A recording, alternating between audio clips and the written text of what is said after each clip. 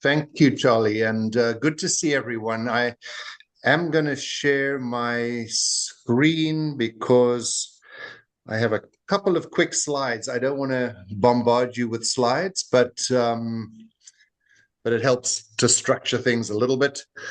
Can you signal that you can see that? Great.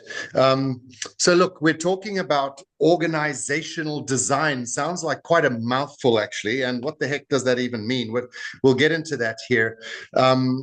Let me just go back a second, and I want to do four things today. I'm going to give a very quick introduction of myself and Panalitix because I think it's relevant to this topic. And then I'm going to tell you what I think the challenges with organizational design in our professional services businesses. Then I'm going to give you some theory, just a little bit of theory. It's kind of nice to have theory. And then I'm going to give you some concrete things that you might do in your businesses, which might help you in this particular area. So, look, I grew up in Southern Africa, and I was lucky to have my parents pay for a legal education. So I became a lawyer. I was admitted to practice in South Africa. I practiced commercial law. But as a young man in my mid-20s, I said, you know what? I'm going to go backpacking in Europe. That sounded terribly exciting at the time. And about 10, 15 years later, I thought to myself, well, why did I make that decision to leave what was a good law firm when I really enjoyed law? I enjoyed practicing law. I enjoyed the intellectual challenge. I enjoyed dealing with clients and so on. And I thought back to some conversations I had with my partners, my senior partners. I was junior in the firm. And some of those conversations went something like this. Well, Mark, I'm 45 now. So if you wait another 20 years, you'll be a partner one day. And at the time I was 25. And I thought, 45 years, that's 20 years from now. That's just like forever. Why would I wait around for that? And the impulsiveness of youth is well known. But then I looked also at the lifestyles that those partners had, and all they did was work, and they were slaves to the billable hour. More productivity meant more money. And it just wasn't very appealing. So when I sometimes speak to lawyers and accountants and professionals now, and they say, we can't attract people or we can't keep people in our businesses, I sometimes wonder, maybe we're not capturing the imagination of young people and making designing an organization, which is interesting. That's a big subject. We can get into that in our discussion. I found myself in Japan for 18 years. I never went back to South Africa. I never went back to practice law. I got into business. I met some entrepreneurs. We built 3 businesses there, all of which we sold. One to a US NASDAQ listed company, one to a Japanese listed company, to Olympus Camera, and the third to a venture-backed business from Hong Kong. I built those organizations with some other people. The largest was 150 people. I think I made every mistake you could possibly make in human resource management, human resource design, and so on. So some of the things we'll talk about today were lessons I learned along the way. So that was my entrepreneurial career in Japan.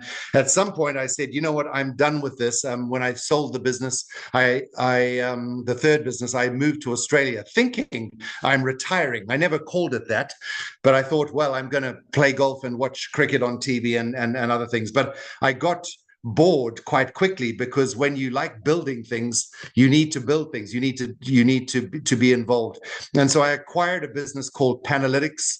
Panalitix is located here in Australia, but it serves a number of professional services firms around Northern Europe, North America, some in Japan, Australia, New Zealand. We have 240 clients, and some of them are focused on building teams, and that's what we're sort of discussing today. Some of them are focused on growth. Some of them are trying to reduce dependence on the owners, because they're thinking, I've been doing this for 30 years and I'm still working as hard as I was working 30 years ago. And how can I build an organization that runs without me or is less dependent on me? And some of our clients are thinking about selling, and we do quite a lot of work in transactions. We do that through coaching and a platform that we operate. So let's get into the challenge. That's a quick introduction on this topic. The challenges, I see it. These are some things that I hear from clients in professional services. This is what they sometimes say to us. They say, well, you know what? I work a lot. I need to be productive. I need to bill a lot. And that's okay. But honestly, there's no end in sight to that. I've got to keep doing that kind of forever. If I don't do that, the business won't generate the fees and it won't generate the profit. So the model is dependent on my billable productive work. Now, for some people, that's absolutely fine. Why wouldn't I do that? Other people would say, why can't I build an engine that produces while I'm not producing? And for some, that will be a very appealing thing. When I just flew back to Australia 2 days ago, and there was a documentary about Gordon Ramsay. Some of you know him as a celebrity chef. And he talked about when he originally started out, he could make the best omelette in London, he said. He had a restaurant in Mayfair. Well, he worked in a restaurant in Mayfair. And he said these days he hasn't made an omelette for 20 years but he's wealthier now and he's producing more and he's generating more than he ever has. Why? Because he has other people doing it. A lot of lawyers and accountants will continue to produce their entire careers. And for some, that won't be acceptable. Others will say, I'm a slave to hourly billing. Unless I'm producing, unless I'm getting the work out, I won't make money. My income is entirely linked to that, and that becomes uncomfortable at some point. Here's a different take on this. I don't do enough of the work which plays to my strength. So everyone on this call and everyone you know has got particular strengths. It could be client facing, it could be technical work, it could be management, it could be hiring or recruiting or training. It could be any one of those things. But many of you will say, well, yeah, but I don't do enough of what I'm really good at.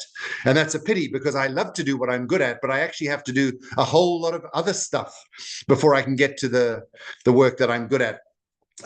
Some will ask, I don't know if I'm on the right career pathway or what my career pathway is. You know, in other work outside of professional services, you start as a something, you progress to something else, and then something else, then something else, and then one day you either retire or take a different pathway. Now, if you asked everyone in your firms, where are you on your career pathway? Where are you now? What's next? What are you going to accomplish? What are the steps you're going to take? You would like them to give you a very clear and concrete answer to that if your organizations are well designed. Sometimes things are not going very well and morale is down. The morale in the firm as well. We're kind of complaining at each other. We don't enjoy working together. This person's really difficult because they don't do what we expect. This person is expected to sell, but they don't sell. This person is unreliable, etc. Now, there's always going to be some degree of friction. In fact, I think that's a good thing. If we have some degree of friction, it means people care about what they're doing. And it's natural in any group to have a degree of friction. However, it can get to a point where morale is unreasonably low. Here's a big one. We lost a lot of good people recently, and we're having difficulty replacing them. Now, it's so difficult to find people suited to our firms and then to retain them and have them really engaged and energized. That's a hard thing to do. So when we lose people, that's has a dramatic impact on the business. And if we can't replace them, our businesses will have difficulty competing. And sometimes all of this, what we're talking about here, impacts our clients. We care about our clients. We want them to be happy. We want them to like working with us. We want them to stay with us, and we want them to buy more from us. So when we are not organized as well internally, this will begin to impact our clients. And finally, another thing we often hear when we talk to managers, leaders, owners in professional services is, our firm is really dependent on a few people. Now, just think for a second. If any of you didn't go to work for a month, 2 months, 3 months, 6 months, what would happen to your firms. Think about that for a second. What would happen to the clients, to the team, to the financials, right?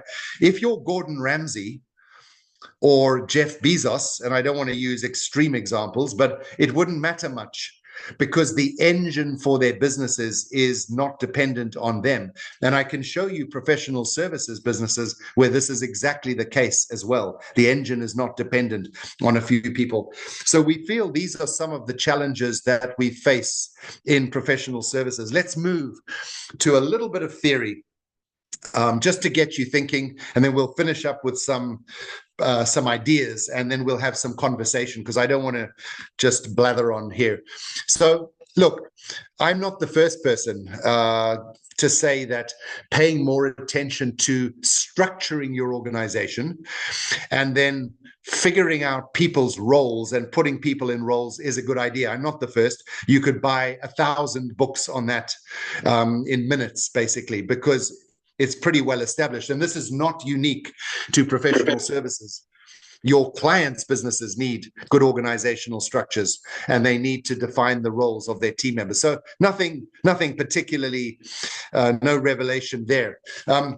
If anyone cares about this topic, I have thousands of references and pages. I'll just share one with you today. And many of you are familiar with Michael Gerber, writing in the 60s and 70s, basically. His book, The E-Myth, was one of his bestsellers.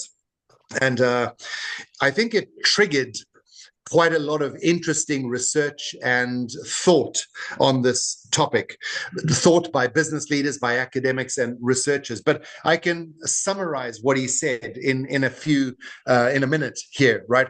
He said that our small, medium-sized organizations, and that defines pretty much most of the law firms, not the big four, I suppose, or the biggest accounting businesses, but small, medium businesses, they need a blend of 3 skills or profiles, right, in order to succeed. The first is what he called entrepreneurs. Other academics called this finders later.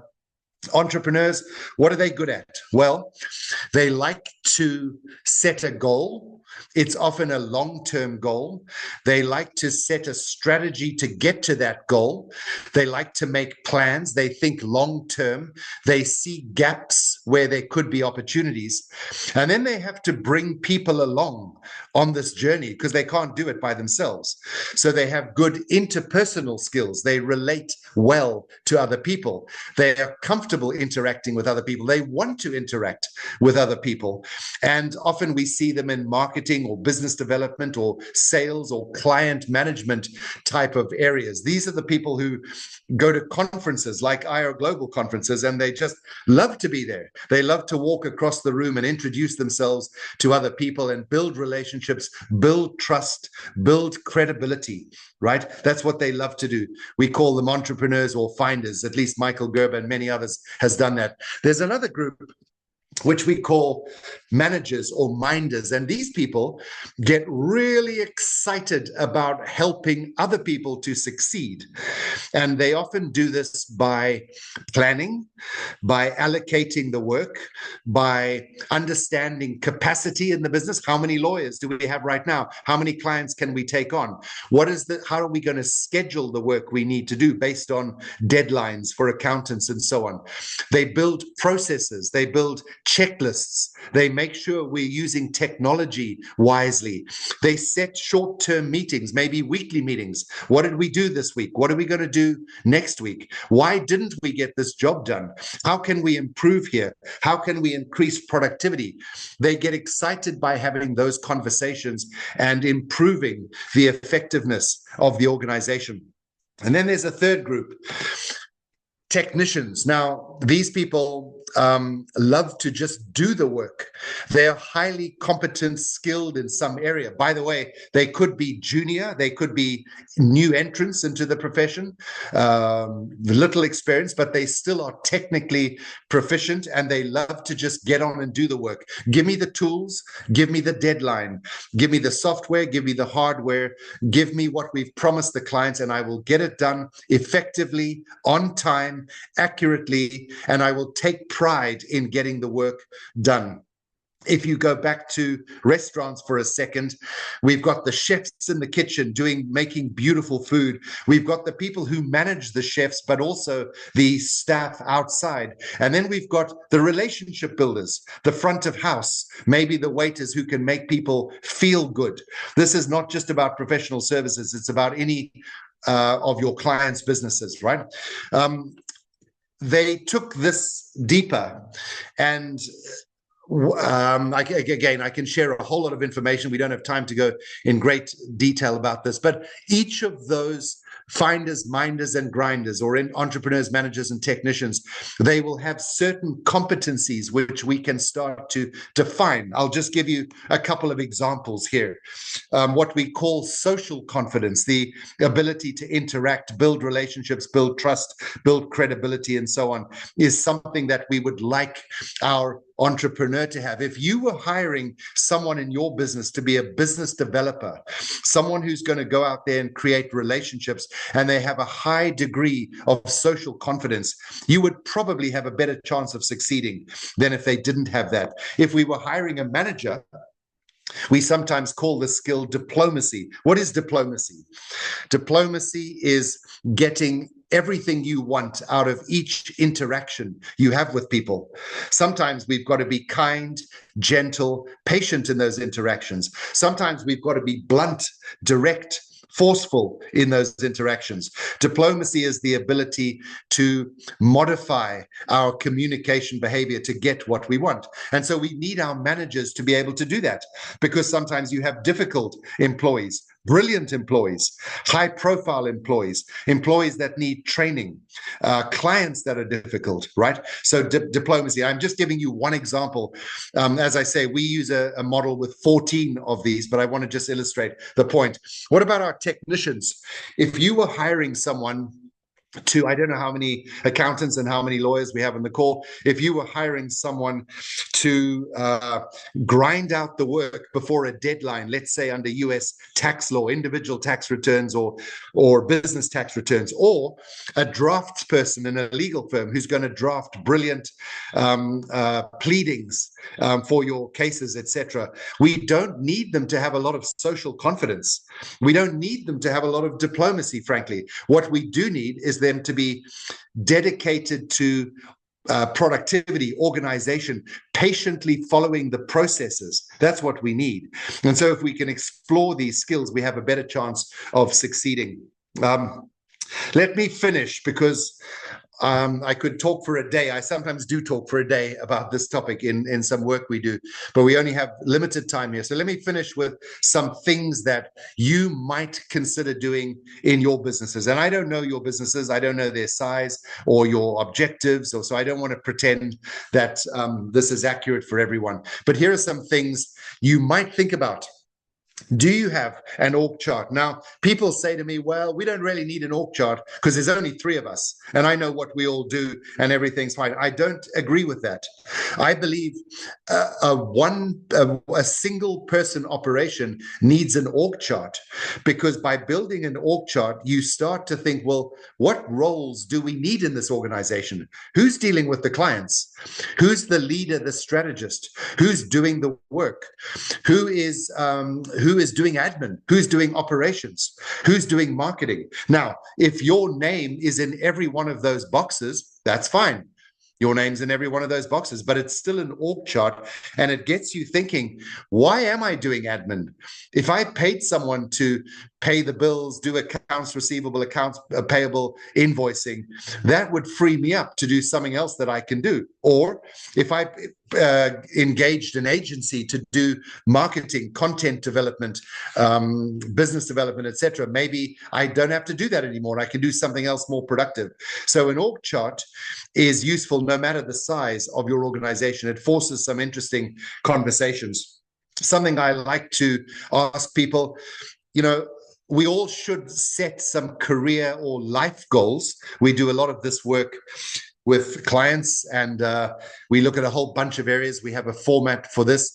But to what extent are you on track to achieving those goals? Do you have the goals? And to what extent are you on track to achieving them? And you may be very mature in your career, later stage career, you might be starting out. But irrespective, we should understand that if there's things we want to do, the kind of work we want to do, the amount of money we want to make, the lifestyle we want to have, and so on, are we on track to achieve those goals? And if you are a manager, if you manage other people, you would ask them about this as well. Now, I don't know your organizations. If you're managing other people, can your team articulate what they want to accomplish? Some will say, I want to retire at 45 with $1 million. Some will say, I just want to be the best tax advisor on the East Coast of the United States. Some will say, I want to write a book about transfer pricing questions. Some will say, I want to manage a team of 20 people because I love managing. Some will say, I want to own this organization. I want to be a partner and drive it strategically, right? But just by asking them, you are creating a conversation. And I don't know about your careers, but were you asked that question? Were you asked it frequently? Did people show an interest? If you're having difficulty retaining people, it might be because there's not a lot of conversations about people's goals or their career pathways. And if you don't ask these questions, what you will find is that many of your team will start researching the options available to them. They'll get on LinkedIn and say, I wonder what it would be like to work in a big firm. I wonder what it would be like to work at the client, on the client side, not on the professional service side. I wonder what it would be like to go back to academia. I wonder what it would be like to work for one of our competitors. There's usually a time lag. They start thinking about that 6 months before they resign, which gives us an opportunity to have these conversations and build relationships. I feel data is useful. I think that your intuition, your gut feelings are also useful. But many of you will have taken Myers-Briggs and the numerous tools out of there. In Panalitix, we have one called Pan Persona, which combines with artificial intelligence to try to make this analysis a little bit easier. Data is not a replacement for your own skills and intuition, but it's auxiliary. It's something that we can use in addition. And you might also track some progress in your organizations. What is the current, we use Net Promoter Score. So what is the current set level of engagement and satisfaction among your team today? High, low, medium? To what extent are you retaining people and how engaged are they? Because if we know what those numbers are today, we can figure out how to improve them. Final thing, this is a quick snapshot of a report that we might generate where this is a business owner, a law firm senior partner, but he's got 14 staff members. He founded the firm, very strong finder profile here, much less on management, and he hates doing the work. He did it for many years. He loves relationship building. And if we start to map his profile against the traditional grinder, I've deleted his name here. So remember, the grinder is the technician, and the client, our client, is in red, and the traditional grinder based on our research is in blue. So we can start looking at where he has skills which exceed that. If I were hiring this person to do work which is grinding in nature, I'd be really worried because he's not diligent, he's not patient, he's not organized, and he's not associative or collaborative. Those are the things I want to look for here. So that's troublesome for me. If I was looking at him as a finder, however, I'm much more comfortable with this profile because what we need is something which maps to the blue line here, and you can see that there's a much better profile there. So I just use that as an illustration as to how you as managers can think about this. But let me pause there and let's have a chat about this. I'd love to hear what works in your firms and doesn't work in your firms, and get some feedback. Who would like to throw out an idea or a question, or otherwise I'll pick on someone. Because I do know a couple of the people here. I was just about to say, Mark, I will pick on people as well, and they know this. So, Right, right. Does anyone want to tell us how their organization is designed, their structure, roughly? Anyone want to share that? you can't hide behind your hands, Alberto.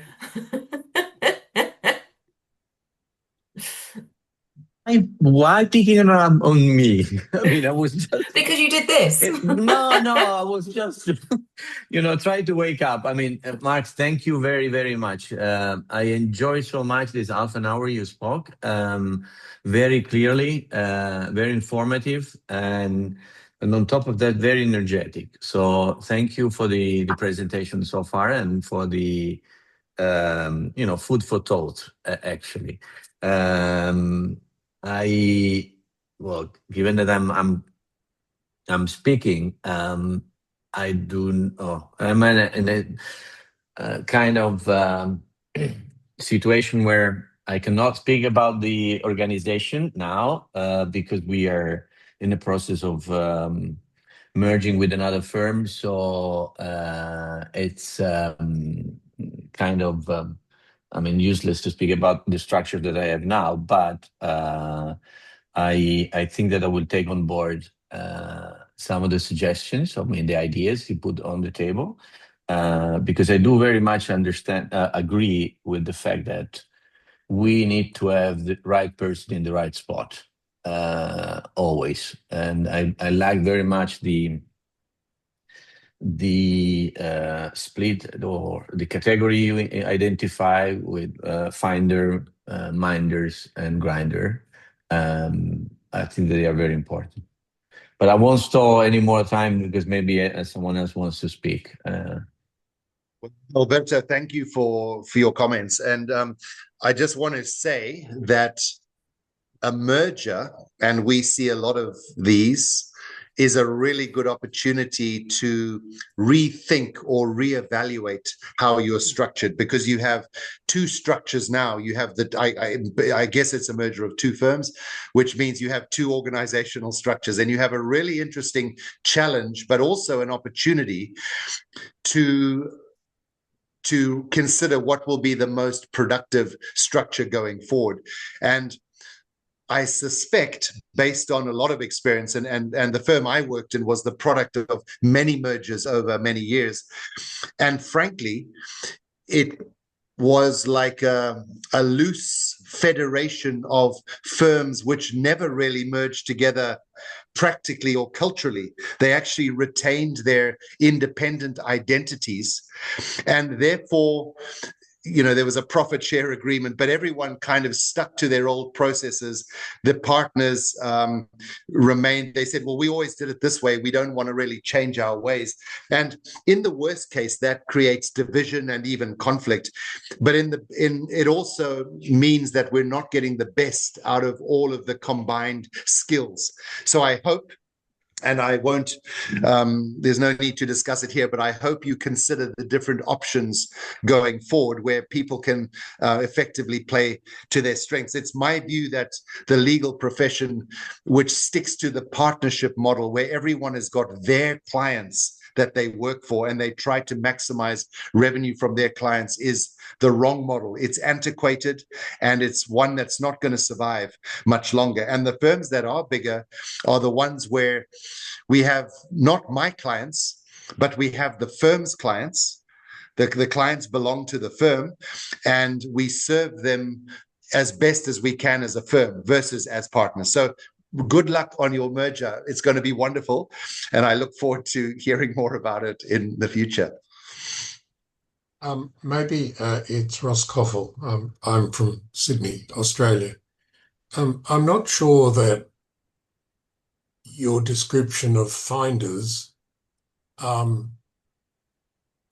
is a correct description in the current environment as to how you obtain clients, because the old-fashioned way of running a practice and you're attracting clients simply through personal association I think that model has passed.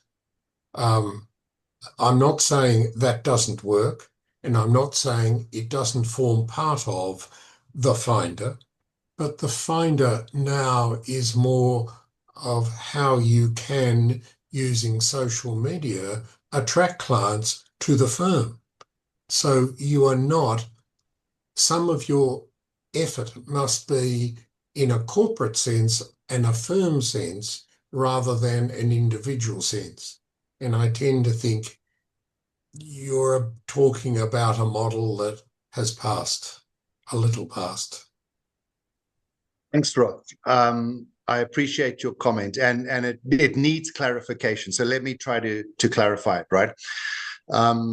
Yes, there was a time where a lot of firms, lawyers and accountants, relied on individuals and individuals in the firm to build relationships which bring on clients. And I agree that there's more opportunity now to leverage communication tools like social media and the web and so on.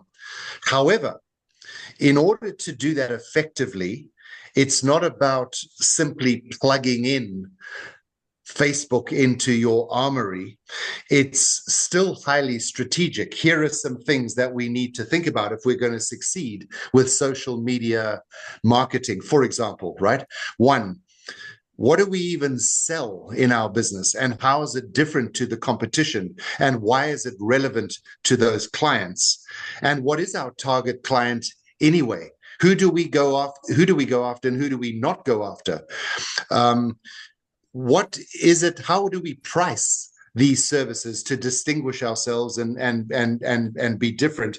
And then social media marketing will still require relationship building. It might be that today you get to know me. Today you get to know Panalitix. You know of Panalitix. 6 months from now, you see some material and say, oh, that's kind of interesting. 1 year from now, you say, we should chat. 18 months from now, you say, I'm kind of interested in what you're doing.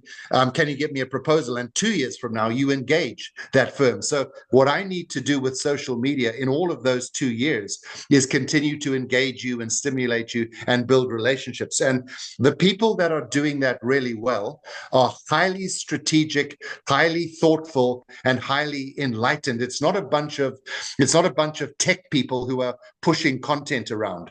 So I will argue that we still have finder behaviors, even though the tools that are available for business development, marketing, and sales have evolved considerably. But it's a really good point that you raised, because I think it does need some clarification.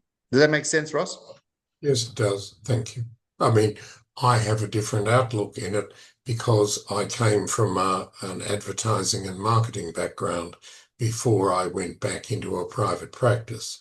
So while the advertising media or medium has changed, the principles have not. Yes. And so I look at it slightly differently, and I run a corporate organisation as a legal firm, as one of our businesses, and so I do it in a corporate sense. And there are no partners. A corporation owns it, albeit the corporation may be owned by my family, but the corporation owns it.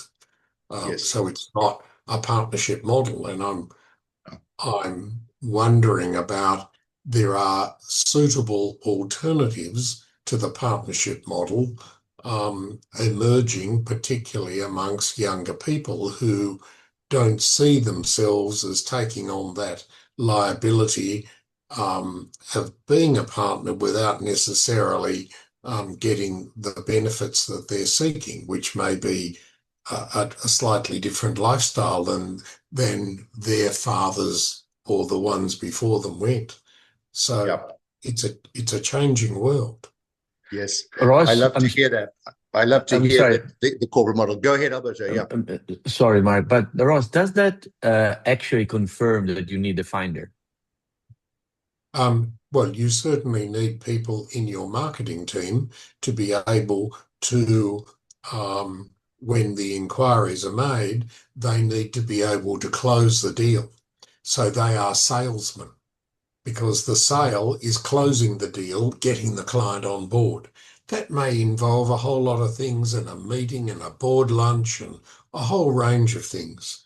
But yes, you need people in that sales organisation. And if that is, I guess, Mark's person as to the finder, it's just that we think of the finder as a bit different than the old-fashioned finder. That's all.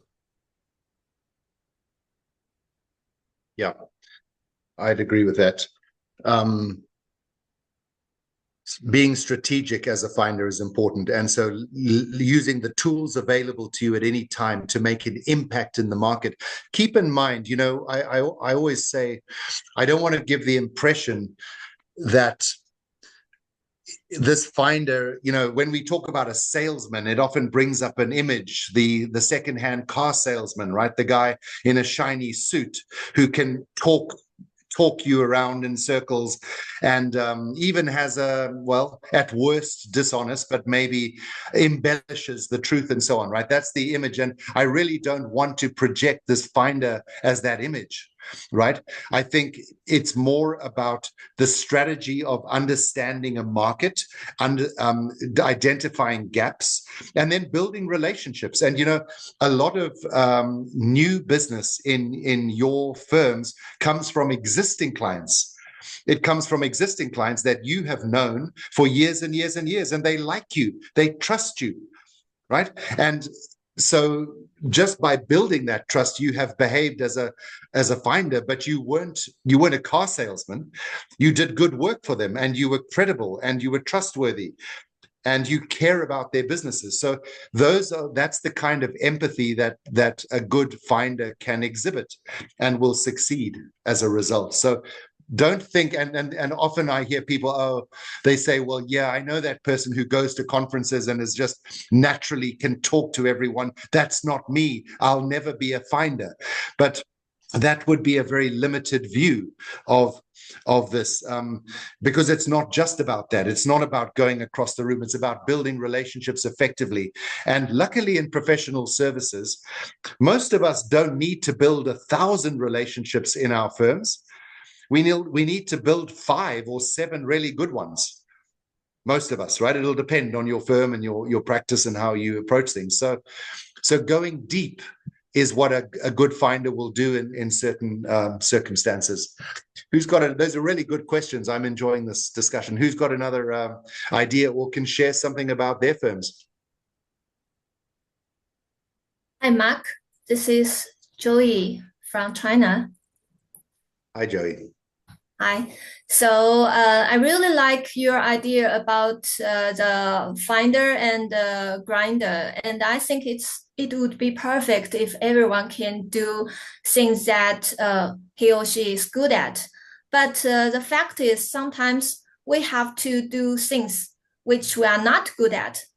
For example, as a lawyer, I have to do the professional service by myself, as well as do a salesperson by myself, because I have to promote my legal services to my clients. But actually, I'm more good at grinder. I am a grinder. I can do things very quickly and efficiently and professionally, but I'm not really good at the marketing things. And sometimes I find it's really a challenge for me to go across the room to introduce myself. So in China, there are 2 models of law firms. One model is that some lawyers will act as the finders, and others will only do the paperwork in the law firm office. While another model is that every lawyer is independent, and each lawyer has to be the finder as well as a grinder himself or herself. So which model do you think is better? And for the second model, if I have to do the finder and the grinder at the same time, but I'm not good at being a finder, how can I do for myself? Thank you. So it's a really good comment, Joey. Thank you for sharing that. And I'm going to try to answer your question this way. If I don't answer it, then kick me under the table, figuratively, and I will try again. So 2 points.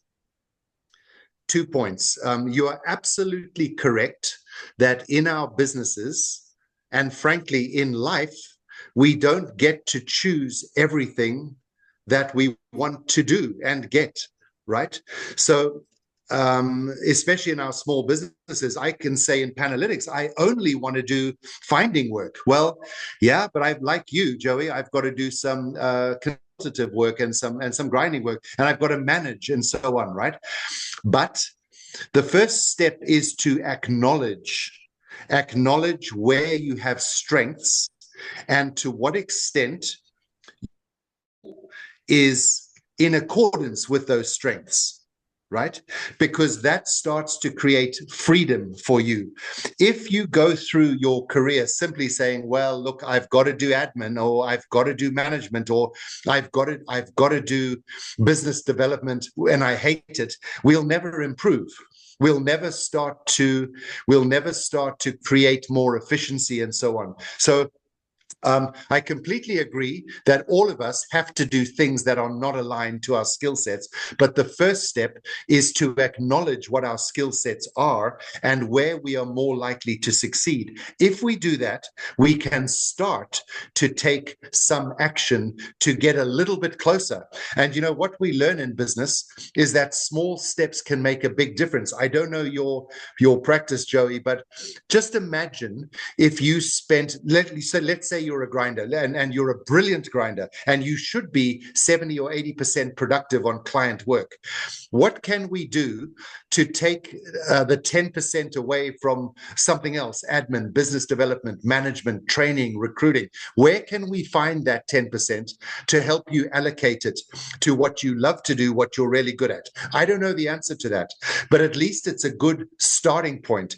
And if we did that for you and we made you 10% more productive in the business, or more, having more fun, and we did that for another 5 people in your business, we've created another person. In effect, we've created another resource in your business just by redirecting the way you work, right? So this is the first thing I think we should consider. The second thing we should consider is that from time to time, we are going to have to do things which we don't like and we're not naturally inclined to do. So let me give you an example. I am not good at diplomacy. I am too quick to respond. I want it done now, and I don't have the patience to wait for people, right? This is a bad, and it can hold me back, right? Now, because I've acknowledged that, I sometimes am in situations which are a little bit sensitive, and I kick myself under the table and say, listen, don't blurt out with that client or this partner or this shareholder. Don't say what is on your mind. Take a moment to pause and say, let me think about that. Let me just think about that for a bit and digest it, right? Now, what I've done, I can't change my personality, Joey, and nor can you. I can't change it. But what I can do is build a technique or a habit or a method which helps me to be a little bit better in the situations I'm not very good at, right? And this makes us more powerful and more effective in our work, those habits. You know, it's not being brilliant in the areas that we excel. It's being a little bit better in the areas we don't excel, which can make a big difference, right? So thank you. Okay. So I'm also, yeah, I agree with you. So I'm now also trying to do better in the finder area. I work out of the office and try to talk with people. Right. I will not do that before, but currently I'm trying to do it and try to be a better promoter for myself. Great. And there are many techniques to that. By the way, if anyone wants, and this is not sales, there's no obligation. If anyone wants to take our assessment, send me a note. I'll send you an invitation. Take the assessment, get get a profile of what it says about you, and I'll send you some analysis, some extra analysis, no fee or anything. Just do it. Have a look, because if you see that, you might say, I could do this for my other firm members, or this could be helpful in our organization. So Charlie, I don't know if they have my email. I didn't put it on the slides, but maybe you can share that when you share the slides, and if you don't mind. And be very happy to see your assessments. It's not intimidating. It'll take 15 minutes. 15 minutes of your time. It's not something you overthink. You just get on and do it. You've done these kind of tests before. They should be fun to do. So yeah, be happy to do that. Thank you. I'd like to do that kind of assessment. Cool. Can I add something, Mark, if you don't mind? Hi, Thomas. Yeah. Okay, hi. Just to continue the conversation, I just want to say that in my opinion, it also relates on what your progressing path you want to have in your life. I mean, we are all in the legal profession, and we are in the free profession. We are not employee of a company, so we are not just going to work in the morning 8 o'clock until 5 o'clock. We just deliver the work that we need to do. So we need to have a combination of being production, but also trying to attract new clients. And I think that the more you proceed in your path you want to be, if you want to become a partner, the partners are looking at you if you're bringing clients, and not looking at you if you just execute the work, right? So you need to push yourself a little bit more if you are not confident to break the ice and try to find clients, or to step into the door and introduce yourself. This is something that maybe you need to work on, and try to do an assessment through Pareto principle, and see what really works on you, and that will be something that really help you. Yeah, I agree with you, Thomas, but I repeat that I'm a little nervous about the model. You know, something I see both in accounting and law firms quite often. Imagine this brilliant grinder that joins your firm, and they're young and inexperienced at first, but they become technically great, right? They become an expert, and they love doing that work, and the clients value that work, right? And 5, 7, 10 years later, the partners think, well, we better promote this person because they've been so good. I mean, they're so good at billing. They're so good in their technical area. And we put them in a role and say, we want you to be more client-facing now. We want you to use those skills that you've developed. And the person who is promoted suddenly they say, well, that's great. I'm progressing in the firm. But they feel uncomfortable. They feel insecure. They feel they enjoy. Relationship building doesn't come naturally, and it actually takes away. Now, you can say, well, yeah, they just have to learn it. They just have to get better at it, right? And many partners will say, well, I did it. I've been doing this for 30, 40 years, and I've learned to build relationships. But that could be because you're more naturally inclined to do it. You're just better at it. And so there's a risk that by trying to force people to develop skills that are outside of their core skill sets, we actually diminish their value to the firm. And I see this quite a lot, right? So let's be careful about that. But I agree with you. We should, a test, an assessment is one way to drill into this and to have the conversations around it. Does that make sense? Sure. Yeah. Good questions. How about Manolis or Lyndall? Any things to share? Hi, so I'm from South Africa. I'm currently in a law firm, but I am the accountant, the financial manager. And so exactly what you've just said is what happened to me. I was in one of the big four. I would classify myself as a grinder or a minder. However, as I moved up the ranks, I was pushed into that finder category, and I'm not very good at small talk. It just doesn't work for me. So eventually I left, and now I run the finances of a law firm here in Durban. But what we found that actually works quite well is one of my directors, obviously an attorney. He loves his small talk. He loves going to these functions and flutters around like a butterfly. And what we've figured out is that if I go with him, he gives me a signal to say, hey, this is actually someone I want to develop more of a relationship with. He gets in and does the small talk, and then he goes off to the next person, and I can actually sit and develop the relationship with that person that works better for my personality. And so I think we actually use your finders, minders, grinders analogy in the way we do business here. And it works really well, especially if you know your personality, can figure out other personalities as well, and then use everyone to their best of advantage.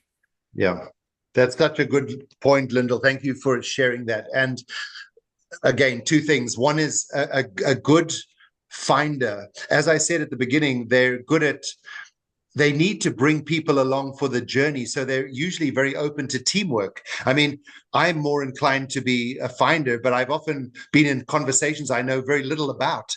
And so I go to people who are way smarter than me and say, could you help us out here and help us build this relationship with this client? And that's not a hard thing for me to do at all. If we can leave our egos at the door, I don't need to be the smartest. I need to win the battles that we need to win for our firm. And that sounds exactly like what's happening in your firm there. And secondly, understanding yourself, but also understanding others is a good opportunity for collaboration and associating with others,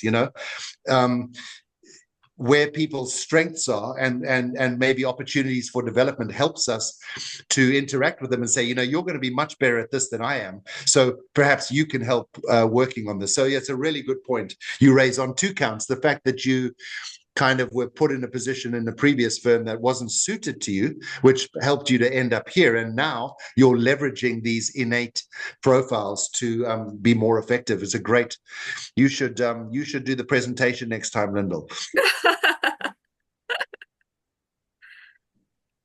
I think Manolis was going to say something. Beautiful day in Greece today, I think, with the foliage so verdant behind you. It actually is, but we need a winter. We need a heavy winter. Anyway, every time I participate in your sessions, I get much knowledge, and I really thank you for that. It's always very nice and very informative. While you were describing the roles, I could identify in our firm specific roles to specific people. However, we had not elaborated an organizational chart, and this is something that we should do. And in general, I was wondering, is there a platform? I mean, there's something you presented, some graphics or something like that. Is there a platform where we could click and get some things done through that? To build the organizational chart? Not necessarily, not only that, to see if somebody's a grinder, a finder, this... right. Yeah. Okay. So, yes, because, we have an assessment tool and there are other assessment tools out there. So having people take assessments is a start. I mentioned that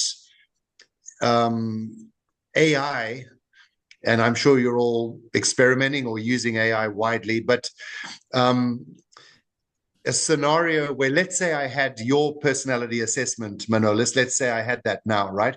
And I put that into AI with an instruction. I'd like to hire Manolis for a job which involves dealing with complex clients and building relationships with them to get more fees from them in the next 6 months. Please give me a training plan or talking points, given his personality profile and given this job description. Let's explore how we can do this. And it's remarkable what you can get out of that. So, and like everything AI, I'm not saying that's all of the answers, but I'm saying it saves us a lot of time in analysis, right? And, management takes time.